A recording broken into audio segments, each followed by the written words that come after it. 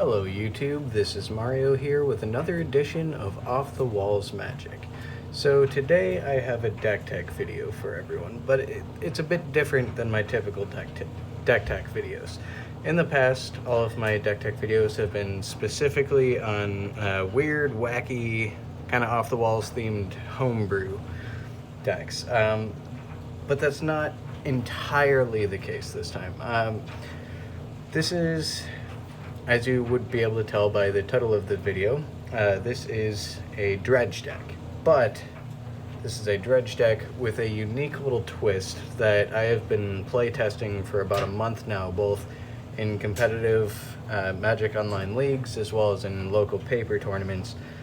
And I just wanted to state now that this particular dredge deck tech video might be a trigger warning to other dredge players, or to the Spike community even, but I am confident enough in this build and with the specific cards that I've chosen in this build that I will actually be running it this March at SCG Regionals in Chicago. I believe this one, like last year, will be live streamed on twitch.tv/pastimesonline. So for all of my deck tech videos, I've used this playmat here with Tibalt the Fiend-blooded. Alright, he is my favorite Magic card in all of Magic, even though he has been so horrible, arguably, up until now. So the thing about dredge decks is that after turn 2, you're not really casting spells. I mean, you are, but like, it doesn't matter whether or not they get countered, because ultimately with dredge, you know, you're just looking to generate a bunch of free value by any means necessary. It uses cards like Bloodghast, which when a land enters battlefield under your control, if this is in your graveyard, you get to put it onto the battlefield.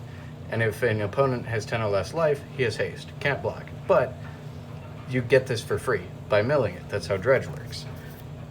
Running 4 of those. And then because things like this enter the battlefield for free, you also run 4 copies of Prized Amalgam. 3/3, whenever a creature enters the battlefield, if it entered from your graveyard or you cast it from your graveyard, then return Prized Amalgam from your graveyard to the battlefield tapped at the beginning of the next end step. Alright, so running 4 Prized Amalgams, 4 Bloodghasts. Alright, and then you got your Narcomoebas. I'm only running 3, okay? But 2 mana, 2/1 flyer. It would be put into your graveyard from your library. You may put it onto the battlefield. Alright, these enable Prized Amalgams. And, the other most commonly used dredge payoff is Creeping Chill. Like the Narcomoeba, if it gets put into your graveyard from your library, since it's not a creature, you don't put it on the battlefield, but you exile it from your graveyard, and each opponent loses 3 life, and you gain 3 life. Okay, so these are the typical dredge payoffs, alright? The cards that make dredge worth playing. So, how dredge itself works.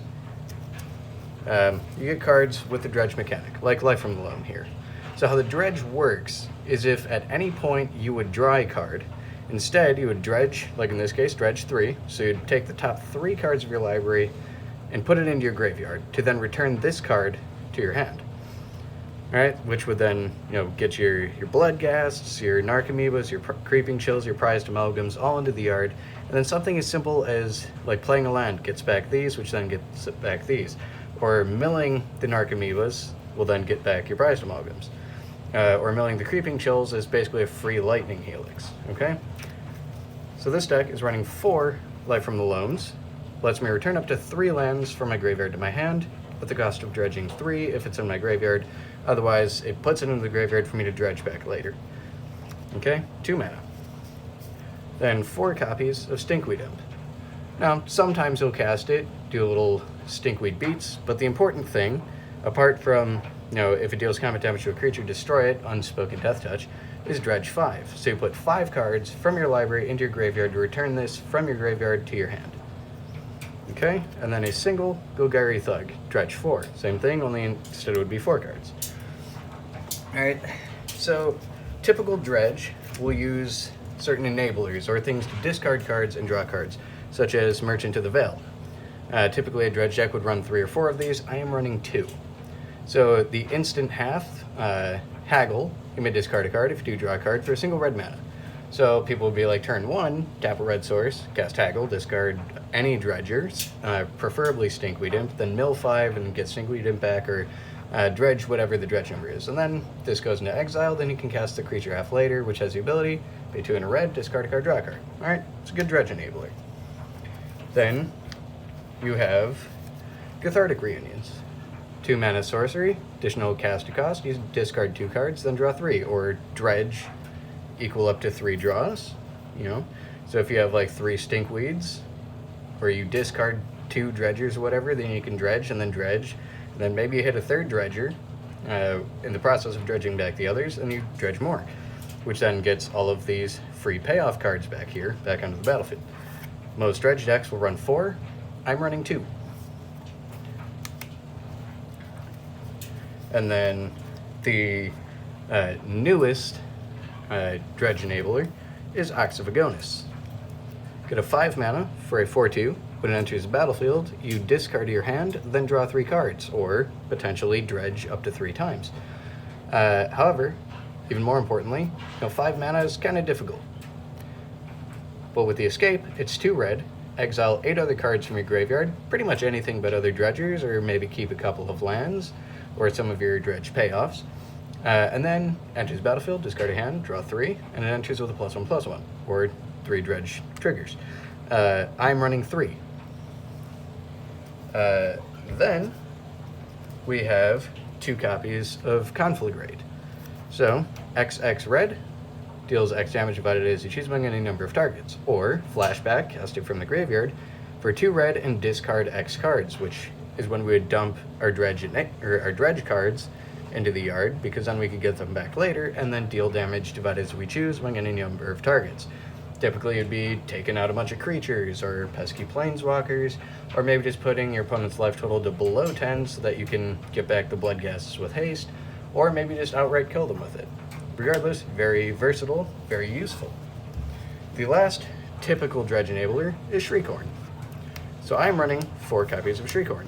It is a single mana artifact, enters with 3 charge counters. You may tap it, remove a charge counter from Shriekhorn, and target player, often ourselves, puts the top 2 cards of his or her library into his or her graveyard.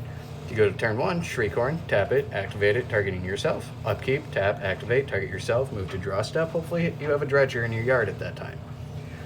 But now I want to address the elephant in the room. And that, for me, is a playset of Tibalt the Fiend-blooded. Now, I think I make a fairly good argument for this card. So,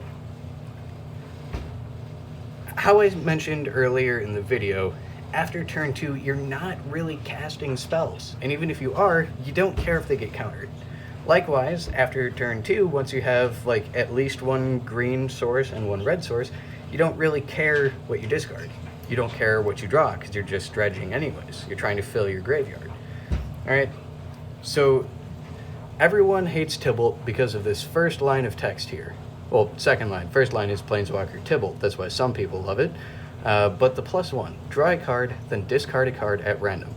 That one clause is why Tibalt has not seen play in a competitive environment until now. Again, I have been playtesting this deck for a month at this point, both in competitive Magic Online leagues as well as in paper. And I could not see myself running Dredge without this, in all honesty. Because it comes down on turn 2, okay? And it essentially just gives you a free extra dredge every single turn. And being dredge, we don't care what we discard so long as we have at least 2 lands. Everything else can come back. Prized Amalgams come back. Bloodghasts come back. Narcomoebas come back. If you can put them back on top, but if it's in your hand, you can't really cast it anyways, and even if you could, you don't want to. Creeping Chills, whatever. Like, you just want to mill those if it's in your hand. Like, very rare circumstances will you ever actually want to cast that. Very rare. Alright? Life from the Loam, this comes back. Stinkweed Imp comes back. Golgari Thug comes back. Cathartic Reunions, don't really care all that much, to be honest. Like, if you can cast it turn 2, you would do that before Tibalt anyways. So, or you would cast it before you activate Tibalt. Either way, doesn't matter. Merchant of the Veil, same thing. Ox of Agonis, it's even better in your graveyard. Then you just pay the 2 red, exile 8 other cards, discard your hand, draw 3, which is 3 dredge triggers. Conflagrate, XX red. We're never going to cast that. We want the flashback. Red, red, discard X cards. Again, we don't care. If this goes into the graveyard, awesome. It's doing nothing but helping us further. Shriekhorn, whatever. Like, if you don't play that turn 1, like, you're probably not going to play it anyways. Alright, now the other reason why Tibalt is good for Dredge, apart from giving us an extra Dredge each turn, is this -4 ability. I have put multiple opponents at negative life totals with this -4. And the reason for that is that people underestimate this guy. They know Mr. Tibalt here has a horrible reputation of being a bad card because discard a card at random. This is like the worst possible clause you could typically have. So, more often than not, they don't waste their lightning bolts. And they don't swing into it. So, this actually tends to survive longer than one might think. And then this -6 ability can control all creatures until end of turn, untap them, they gain haste until end of turn. I've actually used that ability one time against Amulet Titan, who is round 1, game 1 of a competitive Magic Online league, and my opponent not only scooped the game, but scooped the entire match as a result, because, let's face it, that's like the equivalent of teabagging. Alright, so then the mana base is pretty typical as well. Running 2 Forgotten Caves, just to cycle and discard this, draw a card, or dredge, and then you just get it back with Life from Loam, and you can just rinse and repeat that. 4 copies of Wooded Foothills, basic fetch land there. 3 Gemstone Mines, enters with 3 mining counters. Tap it, remove a mining counter, add 1 mana of any color. So this gives us a way to cast some of these more difficult to cast things, but more importantly, when there's no counters on it, it goes to the graveyard, which gives us another target for Life from the Loam. Can fill our hand later in the game for Conflagrate. 1 Stomping Ground, 1 Blood Crypt, 1 Overgrown Tomb, 1 Forest, 2 Mountains, and 4 Copperline Gorges. Okay, so that is the main board for this deck. Let me just scoop all this up. And then onto the sideboard. So the sideboard is pretty typical of what you might expect of Dredge, but again with one other minor variation. Card number 1, Blast Zone, just another land to get back, allows us to sweep away things like Grafdigger's Cage. Dark Blast, just repeatable, dredgeable removal. Very good against humans. 3 Lightning Axes. 1 mana allows us to discard a card to deal 5 damage to something. Another Dredge Enabler. 3 copies of Nature's Claims. 1 mana, destroy a target artifact or enchantment at instant speed, and its controller gains for it. Basically your graveyard hate. Someone plays Leyline of the Void, or Rest in Peace, blow it up with this. Pretty typical. Alright. 3 Ancient Grudges. 2 mana instant, destroy an artifact, flashback for a single green. To destroy more artifacts. 2 copies of Leyline of the Void. And then 2 copies of Kroxa, Titan of Death's Hunger. So, odds of us trying to escape this, pretty slim, but if we do, it also brings back any prized amalgams at the end step that were in our yard. And then, whenever it enters, each opponent discards a card, and then each opponent who didn't discard a non-land card this way loses 3 life. Kind of a gap closer, good against combo decks. And when it enters the battlefield, sacrifice it unless you escaped it. So it's basically like, turn 2, play this, make them discard something, throw them off of their curve if they're a combo deck or something. And then later on, you can cast it from the graveyard, much like you would with the Ox of Agonis. Alright, so let me know what you think below about, these absurd changes that I've made. But more importantly, if you have the cards yourself, try it out yourself. Let me know what you think. Alright?